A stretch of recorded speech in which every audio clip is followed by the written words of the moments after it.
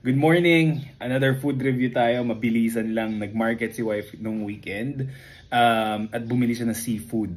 Alright.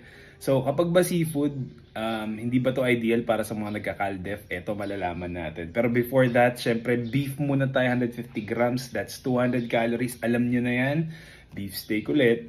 Tapos meron tayong shrimps. Alright. 300 grams yan. 300 grams of shrimp is equivalent to 300 calories as well. So, hindi siya ganun kataas. So, sa mga mahilig sa seafood dyan, tapos nagka-caldef, pasok na pasok. So, okay ka ba dyan, Neil? Wala ka bang allergy? Actually, may allergies ako sa seafood, pero pag mga once in a while lang, okay lang naman. Sinasabayan ko na lang ng, gamot.